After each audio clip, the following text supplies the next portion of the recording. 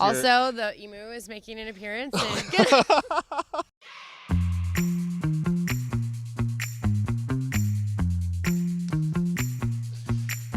Welcome to the Bohnfire podcast, where we talk about the UFC and mixed martial arts with those closest to the fight game. And it is episode 1 guest Kayla Harrison, who said we would make this happen. Kayla, you said we'd come down here. We'd do an episode of the Bohnfire. Yeah. By the Bohnfire. Here we are at your beautiful house. Thank you so much for having us here. Oh, thanks for coming. This is Safe Haven. Welcome to Safe Haven Farms. This fire pit, fun fact, I built myself for my birthday last year, or 2 birthdays. I think last year. And yeah, so it's gotten quite a bit of use. It's a little worn, but I actually you see those chips over there? I was trying to re-chip it before you came, and put nice white rocks out there for you, but I have a world title to win, so yes. The chips can wait. Yes, this is over delivering. I'm very happy. I feel like the bar has been set here, Kayla, and bar has been set with the emu is making an appearance. Oh my God. Everyone, say hello to my buddy Marshall Mathers. Am I safe here? He's friendly. Yeah? He just likes shiny things, so he might sweat from my face. Your necklace, maybe tuck that in. Yeah, we'll put that in. Okay. Marshall, you have paper in your mouth. You absolute weirdo. Come here. Anyways, okay. Already off the rails here, Kayla. But welcome to Safe Haven. Yeah, this place is amazing. You obviously have worked your ass off to make this. You're obviously a very outdoorsy woman and everything. I feel like, can we get you on Survivor or Amazing Race? I feel like I would really thrive in a setting like that. I think you would. You guys didn't see, but I just built that fire in maybe 7 seconds. Yeah. So. No, I would love to do something like that. There's my vegetable garden over there. I didn't get to show you. Marshall, leave him alone. He's okay. Yeah, no, I love the outdoors. I would just rather be outside than anywhere. I want to be outside. Yeah. So my room even, there's just all kinds of plants. It just looks like outside has come inside. So yeah, it's always keeping active. For the people out there who spent the past 3-4 days down here after UFC 314 at American Top Team, and just seeing you work so hard. It's no surprise that you've accomplished what you have in your life. But this is obviously champ camp now too, right? Yeah, yeah. But yeah, it's so cool being in that gym. Let's talk a little bit about that first. This facility Dan Lambert has put together there. I've been there years ago, 2018, 2019, but just it's still so It's incredible. The Mecca, baby. It's the Mecca. Yeah, for sure. No, I just truly believe that American Top Team, first of all, the training facility is amazing. Mm-hmm. You want for nothing there. But then you bring in all of these fighters, and you have a room full of killers, and then you bring in the coaches, and you have, Steve Mocco, Mike Brown, Anderson, Pahumpa, Conan, everybody. I'm gonna forget a million people, but it's the best in the world. Mm-hmm. And Dan, for people who don't know, he's sacrificed and put so much into this gym for years and years, probably at times where it was not a profitable venture for him, and probably I don't think ways. It's profitable now. You don't think so? I'm pretty sure it's not. All of the coaches are on, he is a mega, he's a big part of my success and a lot of fighters' success. Emma, sorry. Yeah. Anyways, yeah, he's the man. Dan's the man. Yeah, for sure. When did you know that was going to be the gym for you? Did you test out some other places? I when you did, came yeah. to MMA? So when I first started MMA, I was in Boston, and there was a good scene, but at the time it was still kind of young. This was before Calvin and Rob and some of those other guys really had their New England cartel. Mm-hmm. And so I went to New Jersey to train with Frankie Edgar and his team. And it was great, amazing coaching, top notch, but a lot of drive. I just didn't feel I was oh, this is I'm going to be in the middle of nowhere all by myself. There's not a lot of it felt a little bit tough. I went out to Vegas. I went to the PI, and I went to Extreme Couture, and great training, really enjoyed it, was good. But then I came here, and at the time Amanda was training here. Mm-hmm. And yeah, I think I did I think I did Mako Monday, mm-hmm. and then the next day I sparred Amanda, and I was oh shit, I gotta move here. So a month later I packed up my stuff and I moved from Boston to Florida. Interesting. Yeah. We saw Mako Monday when we were in there Monday morning. My fire's dying. That's okay.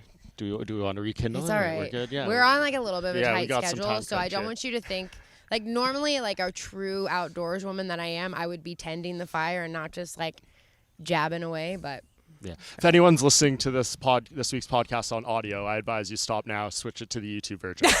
You're missing out in like so many different ways. The scenes here, we got animals. So if you're gonna watch one video one, but yeah, we were in there Monday for the Mako Monday. Is that the hardest training of the week? Hands down. Yeah. Yeah. No, like we start off with a bang. Like Mako Mondays are the hardest workout of the week. I don't know if you saw, but I threw up. We did, but we were gracious enough not to record that That's part. okay. My best friend, Kayla, sent me a video of it. She was like, I wouldn't be your best friend if I didn't send you this. And I was like, thanks so much. It's survive. Yeah, it's killer bee. And I'm a grappler, and it's like still the hardest workout of the week for me. So I can't imagine how strikers must feel. Yeah, is today the second hardest? You were doing your swimming sessions. I know you were kind of not excited for that. Yeah, no, I hate swimming. Wednesday, I mean, Mike's class is really hard too. I mean, they're all hard. They're all hard sessions, but it's also you get out what you put in. So like I show up to every workout and I try to leave everything on the mat every time. And you know, a lot of people, I think there's a lot of like back and forth on like training smarter versus harder and, you know, like overtraining and as you're aging and this, that, and the other. But like, this is just what I've known my whole life. My coach, Big Jim, my judo coach, he has this like very famous, not famous, but it's infamous now, I guess, with me, where he's like, cause I don't want to say I bitch, but I complain quite a bit to Big Jim. And he always says, he's like, there's two types of horses in this world, all right? You got your thoroughbreds, okay? A thoroughbred, you got it. You can't work them, all right? They never practice. They never train. You just take them out on race day and you watch them go. And they'll win the race. And then there's the workhorse. There's the plow horse. All right? Now, you work this horse every day, morning till night, every day. And the day you don't take that horse out to the field, it dies. Right. And you, my friend, you're a plow horse. And I'm like, what the fuck? How did that happen? Like, when you win a gold medal, don't you become like a thoroughbred, like just like automatic? But no.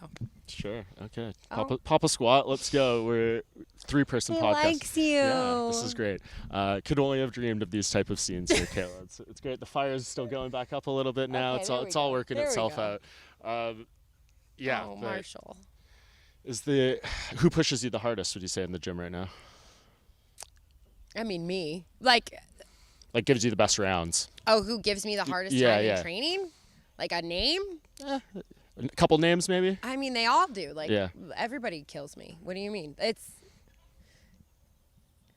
Pantoja, like, is the reason I threw up on Monday. Okay. If that's what If that's what you're trying to get at. Like, Pantoja made me throw up. Thank you, champ. I mean, that's a pretty good world champion defending multiple times. He should be the one who pushes you the hardest. No, he's an absolute beast. Yeah. And, like, dude, we make eye contact. I mean, we don't really spar. We have, like, once or twice. But, like, we make eye contact on Monday, and I look at him, and he's like, I just am like, I say a prayer. And I'm like, please, God, let me make it through this, you know, basically. Yeah. But the disrespect for that man right now, number 10 pound for pound with like 4 title defense. Yeah, in the newest rankings today. I'm like, I don't know how he isn't higher. I just strongly disagree with that. Yes. And if anyone else, like, we're talking pound for pound. If you put him in John Jones' body, like, he'd fuck up a lot of people. He's a beast, dude. Yeah, and what do you, I guess, think of like the definition of pound for pound? Mine is like you said, if you put this person's skill set and blew them up to a heavyweight, how would it translate? If everyone weighed the same. Yeah, I think that that's what I consider pound for pound. Yeah. Like, isn't that what it is? I think that's what it should be, but I don't necessarily. Have I been judging it wrong this whole time? No. I'm like, no, like if everyone was equal, but they had their skills, like if they were all in the same body, but they had their skills, like who would be the best? Yeah. Yeah. Exactly. How was Miami last week? Like, what did you we'll work backwards? Fight night. What did you? I had a lot of fights? fun, but I'm getting old. Like, I'm definitely a mom. Yeah. I mean, obviously the president was there and he rolled deep. So I didn't get home until like 3 a.m. And I think the last time I was out until 3 a.m. was my UFC debut. And like, so I'm not built for 3 a.m. anymore. Sure. But it was great. I mean, it was great to see Volk.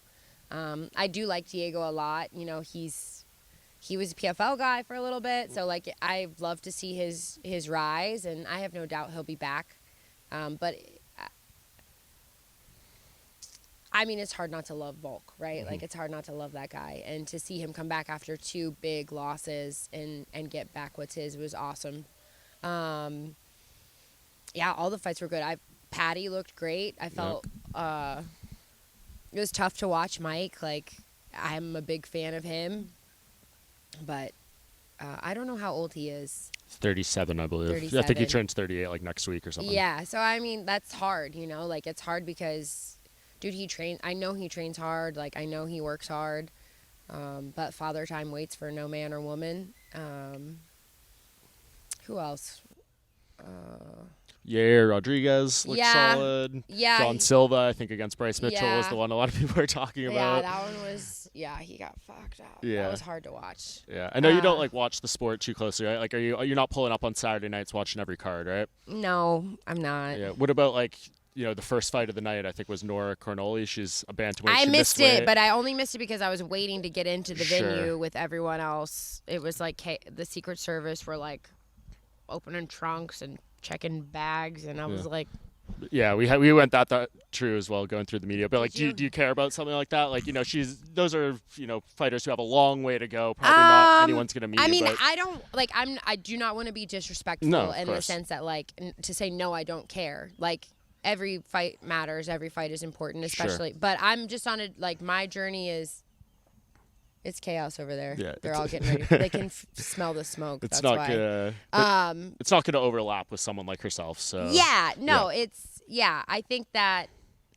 Like I said, my life is so busy and so big and so beautiful, and I love it. I don't really I don't even watch TV, and I especially don't put on fights if I do get to watch TV. Yeah. What about the press conference on Friday? I mean, that was. I'm still trying to figure out what happened. Like, I don't know. It was a lot. I was like, I thought we were gonna talk a little bit of shit. Like, I was like kind of expecting us to have like a little bit of fun with it, but she came out swinging, and I was like.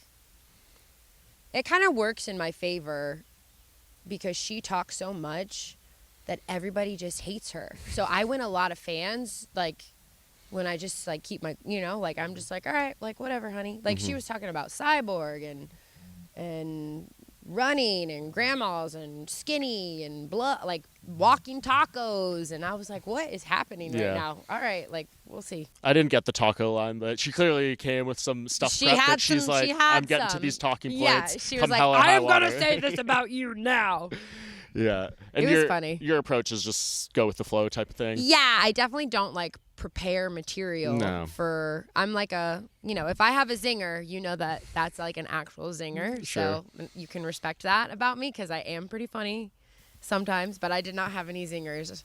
At first I was like, oh, did I just lose the press conference? But, yeah, dude, at the end of the day, like, I understand that this is an entertainment and that is part of my job, but I do it because I want to get in the cage and shut the door. You know, that's the part that I love the most. So I had fun, and I can't wait for June 7th. Yeah, I was a little surprised by Sean O'Malley's demeanor. He was very quiet, one-word answers. I'm like, I feel like they gave him this rematch so quickly because he's the promoter guy. He's going to sell the fight. And he's sitting there, and he's just like, okay. It's kind of weird. Yeah. Dude, how do you not love Merab, though? He's fucking funny. He carries the whole thing. He is. I mean, I have known him for a long time. He's actually... Even though he's like Georgian wrestling, he's a judo guy. All right, okay. He was a judo guy. When did you first meet him? I met him years ago. I think before I even had my first, or maybe like one of my first PFL fights. And we took a picture together. I have to ask him if he has it somewhere. He was training in New York. It was at a fight in New York, but he knew who I was. And I don't know if he was in the UFC yet. But he was like, I remember him saying, and I'm not trying to toot my own horn, but he knew judo. And so he was like, oh, I'm a big fan, double Olympic champion, da-da-da. And we took a picture together. And now fast forward years later, he's just like killing it. I'm so happy to see it. I love it. He works really hard. He deserves all of it. He's funny as hell. Yeah, he's funny.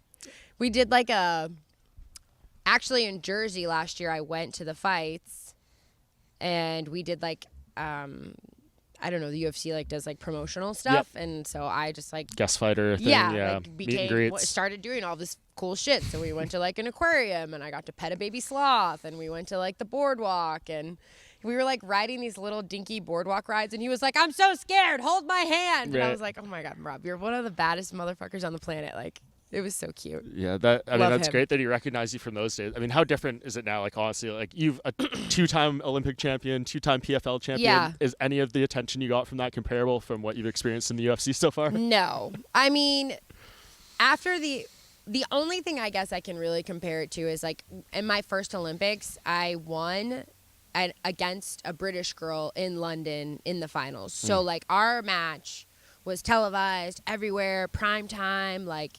So in London, after I won, I was on like the cover of tabloids for going out, and I got a little, like that was the first time I had ever gone out. So some scandalous stuff. Yeah, some scandalous stuff. My coaches were but nothing. Like I'll go to the beach now with my kids, and some high school kid will come up to me and he'll be like, "Excuse me, are you Kayla Harrison?" And I'm like, "Yeah." And he's like, "Oh, I play you in UFC 5. You're so good. I can't wait for you to go get that belt, champ." And I'm like, "What? Okay, cool." Like, definitely a demographic that I have never reached before. Like the UFC it's what they say it is to a degree, right? Yeah, 1,000%. It is 100. Like, yeah, and nobody cares about judo. And like 3,000 people saw me like win a gold medal from the United States, and they're like, "Oh, cool." So yeah, it's been a big shift. But in fairness, like it all leads to it, right? Like you probably wouldn't be the attraction in the UFC if you weren't the 2-time Olympic gold medalist. If you weren't the 2-time everything PFL happens champion. exactly the way it's supposed to happen, and like for sure, I needed all of these things to happen in order to be where I'm at and to be the fighter I am and the person I am. But, dude, I'm literally like living my dream. That's some days I wake up and I'm just like, if 16-year-old Kayla could like just look around, I was so, I don't know.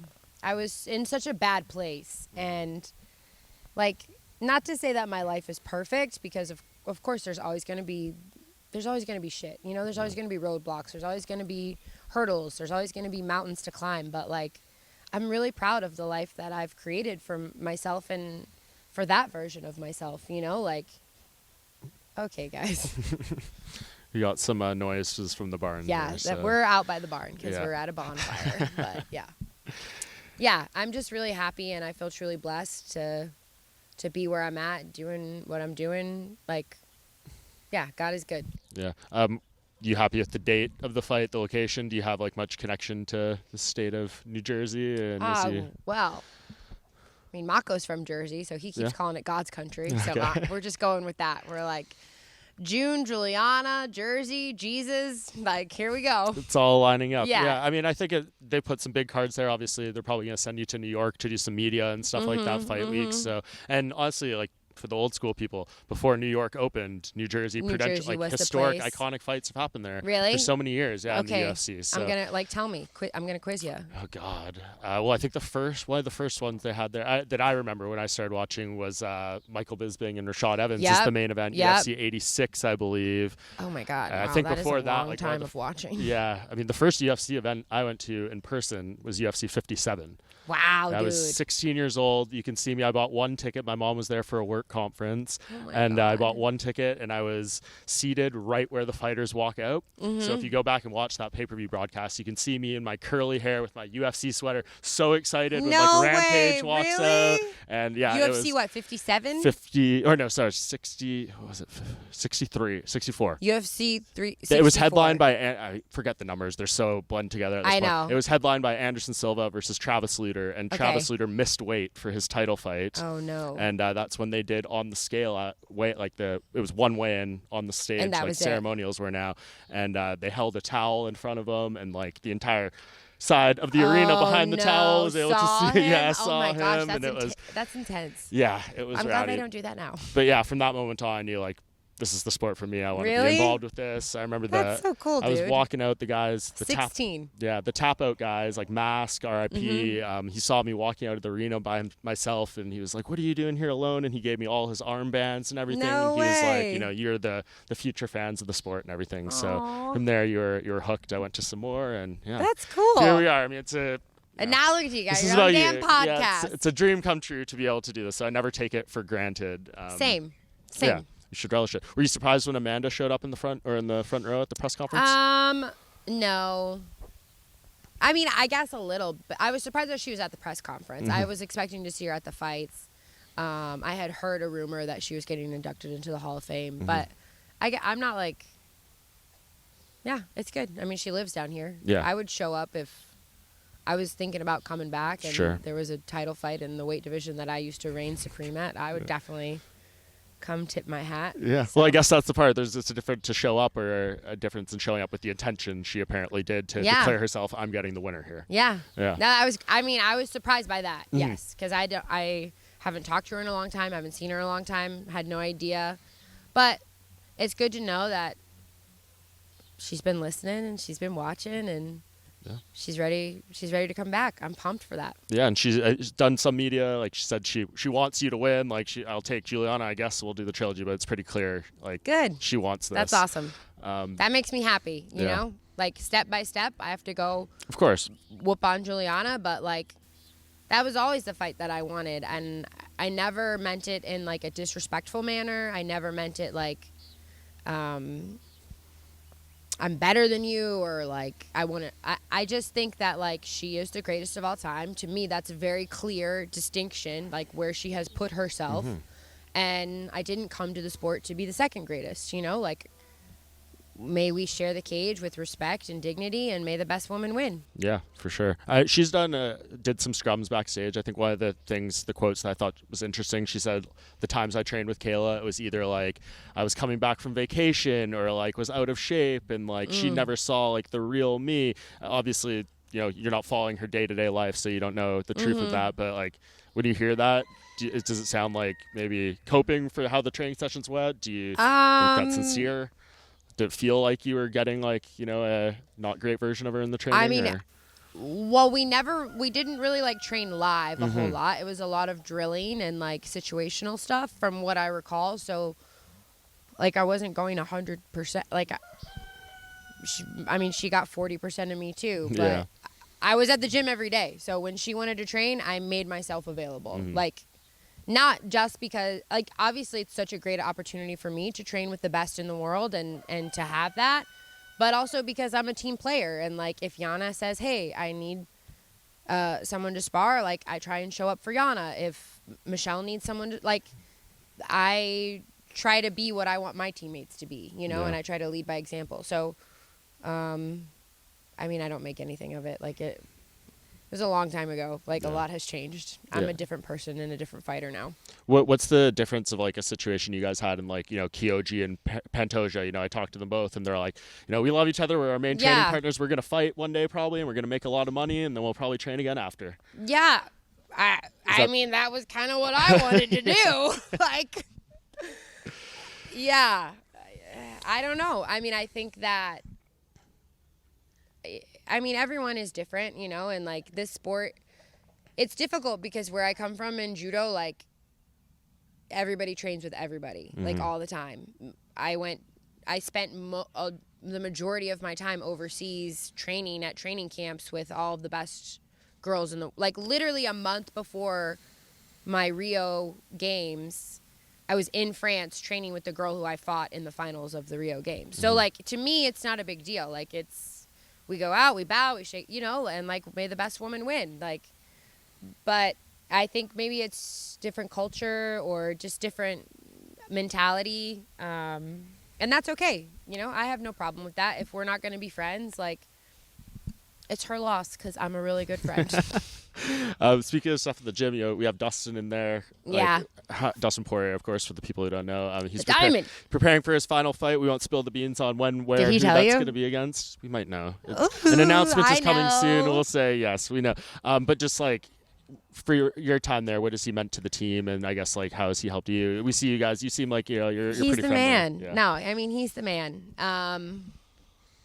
I just have so much respect for him as a human being. You know, never mind. Like obviously everyone sees the warrior that he is. Like he's every fighter's favorite fighter. You know, like he's just like he's about it. Like he is that guy. And so that part, but who he is, like as a father, as a husband, as a teammate, as a leader, like as a philanthropist, like how he gives back. I just have like the most respect for that, and also like where he came from, and like Dustin's a man in my eyes, and like nobody ever better say anything bad about him because they'll get like a fucking elbow. So for me, it's an honor to share the mats with him. It's an honor to have been a part of the same team as him, and hopefully to continue to carry the torch that he has carried so long and so well for American Top Team. You know, he's the shit. Yeah, and I think like he is now showing another example of when to know when to walk away in the sport. No, again, which is, even that, right? Yeah. Like he's like, no, like I'm a dad. I have other things in my life, and like how many fights has he had? Like probably 50 something by the time this is like, done. Yeah, and he says, listen, like I'm gonna do it my way, and I have the most respect for that. Like that is something that so few people get to do, and I have a lot of admiration for, you know, to be able to walk away and it be enough and know that you're okay and that it's enough, because that's a hard thing to do. That's a hard thing for a fighter to do. And I just pray that I have the same grace and dignity that he has when it's my time. Yeah. And both of you abused me at the gym. He choked me out. You gave me some judo throws. Dude, I can't believe I missed that. I'm so pissed. You'll see. We'll see. I can show you the footage inside, but it'll see to the world. You gave me a nice judo throw as well. Yeah, that was fun. Very gentle. Yes, very gentle. Was that what percent was that? Oh, I don't know, like 15 maybe. Okay. Yeah, judo means gentle way in Japanese, so that was very. And you slapped the mat really good. I was so proud of you. Yeah, that was good. I've done a few trainings back in my day, but I need to get back there. I could tell. I lived the way in. He slapped that mat. He's been somebody's throwing dummy before. I lived in New York for a summer, and I trained at Henzo Gracie's. Did you? When I was doing an internship before I moved in Toronto. Got 2 stripes on my white belt. Let's go. Was going back when I was in Toronto and moved there, and then COVID hit, and the gym that was close to my place closed down and never opened back up, and I just haven't rediscovered it. I hear a since. lot of excuses. I know. That's what do you want to know my favorite thing? So like when I teach a kids class or like we have all these do you want to know one of them? Do you know what a black belt is? It's a white belt who never quit. Yeah. All right. That one. So get your ass back out there. Okay, we'll do that as we wrap up here, Kayla. Yeah. Obviously, June 7th. I know you got to bounce here. You're good. Just how do you envision the fight with Julianna going? Do you think it's like you've had that UFC experience? Yeah. She did say you are going to have to cut that extra pound. I'm sure you're ready for that. Julianna, we know. Like how are you thinking it's all going to go down? I mean, well, I will actually just want to let everyone know for the record, she called me skinny or whatever at the press conference, and she's actually right. I'm ahead of schedule. So this weekend, your girl gets a cheat meal. Oh, and what will that be? I think I'm going to have a burger. I think I'm going out to eat with K-Rock, Kayla Rocco, and I think I'm going to go get a burger. Or I might do, I don't know. Where do you go for the burgers? Dustin sent us, where is the place? Charm City. Oh, really? I haven't heard about this place. It's in Deerfield Beach. It's good? Insane. Was it really good? It was really good. Okay, it's probably like way too many calories for my cheat meal, It but probably is. I'm going to look at it. I'm going to send it to my nutritionist now. We use the same nutritionist, so. Okay. But yeah, I mean, listen, I'm preparing for Godzilla, you know? Like I'm preparing for the hardest fight I've ever had. I'm preparing for UFC Gold, and when preparation is perfect and you have an indomitable spirit and you have the mental fortitude and the indomitable will that I have, good things happen. So I always want to win by knockout, TKO, or submission, but I'm prepared for 5 hard rounds. And I don't care how I win. I just know that I'm going to win. Awesome. Well, I can't wait to be there for that fight week. It's going to be awesome. I can't thank you enough for being here, all the access you've given us all week. Like, yeah. home, delivering on your word, Kayla. You were the first. It's still going. First it's active tiny, fighter but guest. I have to go pick up my kids, so I couldn't have like a rager. It's okay, but you were the first active fighter guest. Episode 1. Here we are, episode 28, I think. Let's go. Fighters who have appeared on this podcast before their fight undefeated. So 3-0. I Make knew it happen. I knew it. Let's go. All right. Thank you, everyone, for watching, and we'll see you next time. Marshall says bye.